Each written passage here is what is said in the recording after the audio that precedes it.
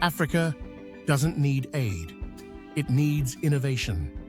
How digital tech is changing everything. What if I told you that Africa could fund its own schools, hospitals, and infrastructure without begging for aid? What if the continent that's often painted as dependent could actually become a global leader in fintech, e-health, and digital education? This isn't just a dream. It's already happening. In the next few minutes, we'll explore how digital innovation is helping African nations break free from the cycle of foreign aid, and how this quiet revolution could reshape Africa's future forever. Stick around, because this is the story the world needs to hear. 1. The aid trap.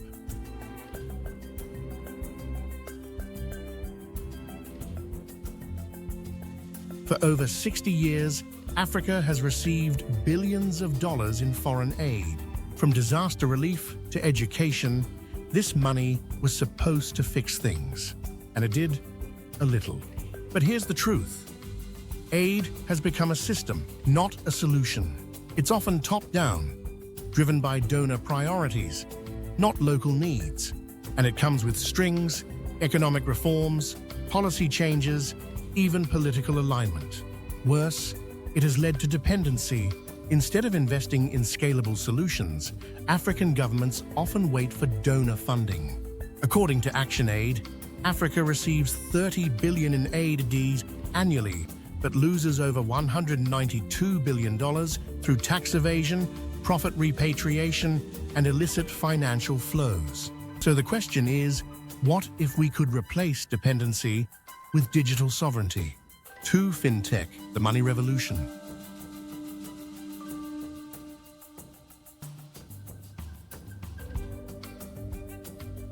Let's start with fintech, one of Africa's biggest success stories. In Kenya, M-Pesa turned mobile phones into bank accounts. Today, over 80% of Kenyans use mobile money. No donor needed. In Nigeria, startups like Flutterwave and Paystack are processing billions in digital payments and creating jobs for thousands. These platforms make financial inclusion scalable, tax collection efficient, and economic growth possible without aid programs. Bottom line, fintech is making it possible to fund Africa from within. 3. Digital health, saving lives with code. Zipline drones, M-Pharma operations, rural clinics receiving deliveries.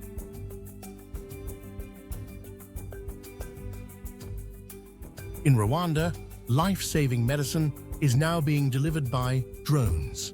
Meet Zipline, a tech company working with the Rwandan government to deliver medical supplies to remote areas.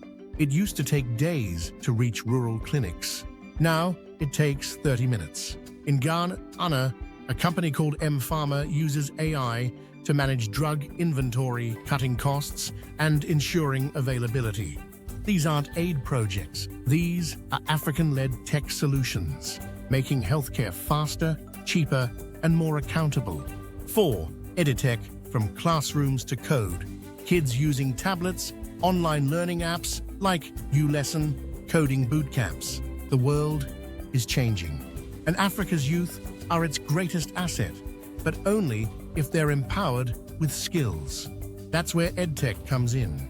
In Nigeria, ULesson provides affordable learning apps for secondary school students. In Kenya, Eneza Education reaches over 4 million learners via mobile. These platforms don't rely on foreign teachers or imported textbooks. They scale education digitally, bringing math, science, and even coding to every corner of the continent. And that means more digital jobs, remote careers, and homegrown entrepreneurs. 5. The role of government.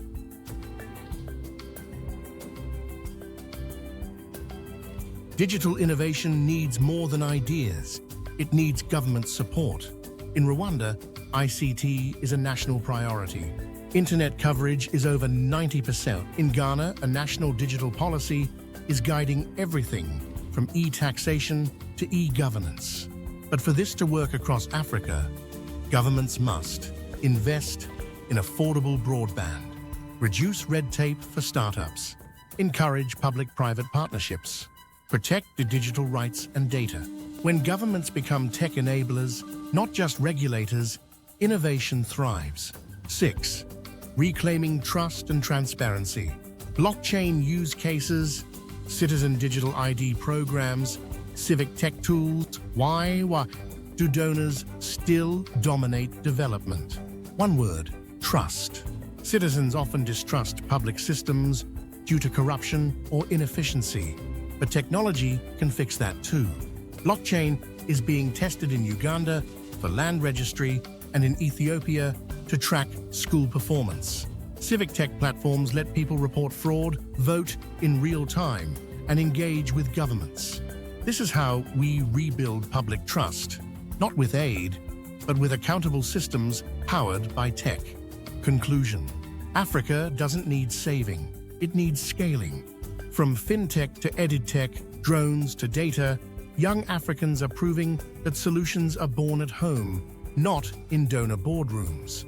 The future of Africa will be digital, sovereign, and self-reliant if we make the right investments now.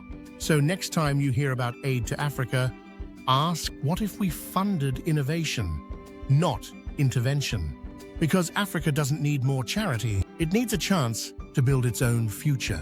Like, comment, and subscribe if you believe in an Africa that leads, not pleads.